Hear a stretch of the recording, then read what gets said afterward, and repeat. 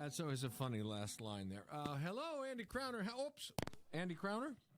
I am here. Good morning. How are you? Sorry, I almost hung up on you. What is that? Not Talking Heads. Counting Crows. Yeah, something along that line. What's going on, my friend? We finally got a 1-week break here without a meeting, so we don't have a ton going on this week, which is just fine for us. But we do have the agency street speed changes are in effect. So if you're out there on agency 35 now, to slow down a little bit. From Walmart West. You got it. Yep, out past the hospital and the college there is now 35. Thanks for the heads up. So, since there wasn't a meeting, let's talk about future stuff, if that's something you want to delve into. Yeah, that works for me, especially I've been listening to your conversation about Burlington downtown, and, we've got some of the same challenges out in West Burlington and some areas to grow. So, yeah, let's talk about it. Wouldn't it be great if Hagerly's Market was still there? But now that it isn't, there are 2 good businesses in that building, right? So, yeah, but there's just no Thursday tenderloins. Which That's true. The olden days are great, but you got to let things evolve into what they naturally are going to be in the market, whatever that might be. So I think a certain part of that West Burlington is doing right, seems like. Of course, they have a little less downtown than Burlington by some factor. Yeah, quite a bit. And, our greatest demand out here is really residential, and I think that stems from our school. I think a lot of people want to move out to West Burlington because of our school system, and that's understandable. A lot of great teachers and great staff out there. So that's probably one of our biggest challenges over the next, 10, 20 years is how do we utilize the land that we have left to build more houses. So there are places that you see when you're driving around. There are some sort of landlocked pockets, like behind Deary Brothers, but west of, what is that first street? What is that street that's across from St. Mary's? The very last street to the west before Deary Brothers. Schwartz, I believe, is right in there. Yeah, something. There's a pocket of pretty good size open land there east of the mall, but also north of the mall a little bit, back in there behind Deary Brothers. Yeah, I think if you look at kind of the residential proper area, and I always think of that, where kids could walk to school. Right. The land east of Deary Brothers, there's a nice big field and area there, and the city's already done some work to get roads up to that and water and sewer close to it. So I think that's a development that may be able to happen if that land ever becomes available. Would you have a guesstimate of, I can see it in my mind's eye, but in terms of number of houses, if those east-west streets, whatever they are, could extend, there would be, a decent number of homes back there, right? Yeah, I think you could probably get, if you went with a larger development, so, homes that are in the 200,000 plus range, 250K plus, probably fit 25 to 30 homes back in that area. Right. Wow. That'd be awesome. And then big for our tax base too. Yeah. There's land left west of Target and Schottenkirk. Ryan Nagrocki's done a nice development back there. I don't know. I'm spacing on the name of it, but west over on Lane Drive there. Yeah. Some new condominiums out that direction and some room to grow. And if you actually look west of there, if you're looking at a map of West Burlington, there's a couple cornfields west of that still that could be grown into. And but there's it'll be a little harder for people out there to maybe walk to school. I think that's a great place for condos and townhouses. Right. Of a certain age group, too, where school is less important. When I say a certain age group, I mean everyone older than me. And even by one day, because that has its own set of benefits in that it's closer to shopping and some other things that don't have to do with raising families and whatnot. So that naturally is a 55-plus kind of, it doesn't have to be, but it lends itself to that. But there's no road. Let's see. There's a thing back there to that dentist, whatever that is, and then Is that a circle? I can't remember. Yeah, it's kind of a circle as you head back south from that, and one just right there on the north side at the dentist office. But I think there's enough room there that you could easily continue that road and continue that development. And right now, of course, housing costs of building are really high, so probably not the best time to start building a house. But I think that'll start coming down here as COVID becomes less of a factor, and home prices will come down a little bit. So, but I think if you look long term, that's the couple areas you got east of Deary's, east of the mall. There, you could put a nice row of houses. You know, when you're up on the highway, where the exit isn't for West Burlington, before the exit for West Burlington, where it seems like there should be an exit, but there isn't. There's a piece of property down there. Oh, it must be 3 or 4 acres or maybe more. Behind whatever that yellow apartment complex is, there seems to be some land tucked way back there. Yeah, there's a little bit. I think you're talking over by the pool area, most likely, over in that direction. There's a little bit, and, that's an area we've talked about maybe doing some city things, maybe tennis courts, things like that. Which we can get into. But, there's little pockets of land, and then the Lewis Park area, which is just north of where you're talking, that's actually been purchased, and we've actually done some work on that already about zoning that and kind of making it so it is possible to develop, and I think that is going to move forward here fairly soon. So I wouldn't be surprised in the next 5 years to start seeing some new development over that direction. Oh, good. Do we know if it's multi-residential or single or anything like that, or is it too early to know? I believe it's going to be single. Okay. Yeah, that's a good, there's already a street, there's already city, everything there. That's good. Yep. That's called infill, right? And we're doing the work on lures already right now for the water shed over there. So that'll all be ready to roll as well. So, the city's got some areas we just need to fill them up and get some developers in here to make it happen. I think the demand for West Burlington housing is still very strong. I had a house just down the street from me come on the market a couple days ago, and it sold in about 20 minutes. So wow, still pretty fast moving here in West Burlington. And then if we look over beyond residential to the commercial/industrial, we've talked to Jeremy Hess, the development director / wood table maker, about those buildings out here, the old Raiders concrete property, and it seems like there's progress going and stuff happening over there. Is the city involved in that as well, I think? And we just started some work on the RISE grant, which would help us build a road out there and help section that off. And I know I've met with the people that are going in the Raider building, and hopefully that'll add some good jobs to the area, but also just kind of make that area a little more vibrant again, get some more people out there, get some more buildings built, and even more jobs out there. But, I am one that if the market needs it, build it. But I don't think we put city money behind it and, right. Do a whole bunch of those things. But we've got some areas that are available now, and we've got a couple challenges, but I think you'll continue to see growth out around SCC and the hospital. That's obvious.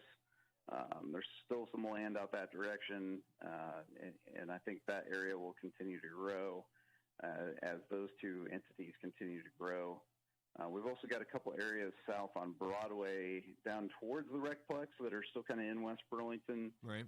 Which would be great for commercial and shops. And is the new dentist in West Burlington in the business park over by Sherwood's there? Is that Burlington or West Burlington? I think that is right inside of Burlington. Okay. I think it switches right in there. So like over by there, but not there. Okay. Yeah, you're talking about for West Burlington. Yeah. What are the challenges right now? There are some bigger. I think Jeremy said that Siemens building something's happening there. I forgot what he said, but you're going to have the ABB building open, right? Yeah, that's probably the biggest challenge for West Burlington right now. I would say the GE or ABB building there is, what happens with that property. And then also if you look at retail, obviously something over the next 10, 20 years is probably going to happen with that mall. Just the way that retail is going today, that mall probably needs to adapt and change. a great building and a great location. Yeah. Just needs to maybe take on a different form over there. And I think moving the driver's license bureau in there helped. I think that's a good idea to have service industry type things in a building like that. It's in surprisingly good shape still. It is. Yeah, it's a good building, and the city took over the roads around it here a couple years ago, and I think that helped. Houston Street is awesome, but the other side is a disaster. The back side is good, but out there by the Java Shack and going around by American, that's really getting to be. Yep, and that's the difference of, West Burlington, we do tend to get in there, and the moment something's looking a little bit old, we tear it down and build something. So. Right. Yeah, Workforce moved into the mall, too. That was a pretty good help. Talk about service industry. Yes, caller. Yeah, this guy's right. The mall needs to take on something different. Right. We need to have him look into the downtown Burlington. Right. Because, it's not the river town it used to be. And I don't think it'll ever be that. I mean, when it was a booming town, that's where everything was. We should take a look at what used to be in every single one of them buildings down there and figure out what's not there. And, naturally the box stores and stuff like that's ruined a lot of it. Right. But you got to have something different, something you cannot get nowhere else except for downtown, or we're just wasting our time and money down there. Right. Appreciate the call. Thanks. Yeah, so like yesterday we went to Bent River, and I'd rather go to Bent River and have a beer than go to Woolworths or whatever it was 100 years ago. So, in its day, I'm sure it was awesome, but now we're having a beer there. So you got to let stuff go in a different direction. I think that's what you're saying about the mall. So, yeah. We've done a good job on that. Like when the old middle school here, which has a ton of history for West Burlington, it was kind of the big high school when it was first built. Right. When that was no longer used, the city bought it for $1. We tore it down, and now there's 6 nice houses there. And we took a little chunk of it, and we moved it up to the high school, and it sits outside of there, and that's how we remember it. But we move on. Speaking of that, it might have actually literally been pennies, right? Where the Bent River is now? Was that? I'm drawing a blank.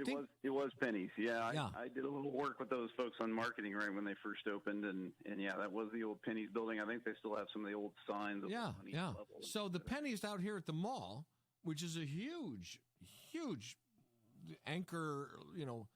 I don't know what the square footage is. Got to be 100,000. I don't know, but let that be other stuff. It doesn't have to be pennies. Obviously, it's not pennies, but. They put a big location for workforce in there now, and that's provided some traffic and some employment and some rent, all those good things. As you mentioned, the driver's license bureau brings traffic, those kinds of things. So, it doesn't have to be retail. It's great if it is, but it doesn't need to be that. It can be a host of them. That's going to happen in every mall across the country. They're going to have to pivot, and so I hope I think the people that own our mall today do a good job. I think they've done a good job keeping it up and getting some new people in there in a very tough era for retail. Yeah. So hopefully that'll continue, and I think if we get even some more residential built around there and a few more service industry in there, then maybe the few items that are retail in there could thrive with that extra traffic. Sure. So if it's the trifecta of things. Residences, supporting commercial, industrial, retail, then there would have to be recreation as the third of the things, right? Yeah, and we rely really heavily on Burlington for recreation. We don't have a ton, except for our parks and the West Burlington pool, actually in West Burlington, a little bit of the Recplex, but that's the majority of Burlington's thing. And so that'd be one thing. I don't know if we as a city go in and do that, spend much money on that, except for the bike trails and sidewalks and those kind of things. But I think one use for that mall too could be maybe some non-sports recreation. I don't think there's much of that here in our town. We've got the art center downtown, but I think anything to do with art, games, music, theater, cooking, different things, hobbies that there's just no outlet for in our area. I think that'd be a good place to put those. Yeah, it's already filled with the recreational mall walkers. Yeah. There's got that going on. So maybe build on that to something else. And as a city, I don't know, basketball courts could be an option. I know there was some talk about some extra courts out at SCC, kind of partnering with the Recplex and the turf. I don't know where that project's at, but I haven't seen that break ground yet. Right. I know I've played basketball up at our school for the last probably 20 years on Sundays, and we get about 40 guys. I know about 45 that go up to Danville every Saturday. So there's a lot of people that play basketball in our area, and there's a lot less courts than there are people that want to play.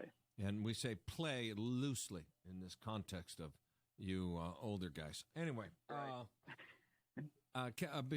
quick, because we only have a couple minutes left. I've run you right out of real estate time, but that house you talked about last week that I looked at online, I think it's Adams Street. 306 South Adams. Yeah, there's you got an open house going this, Sunday? I want to say Sunday?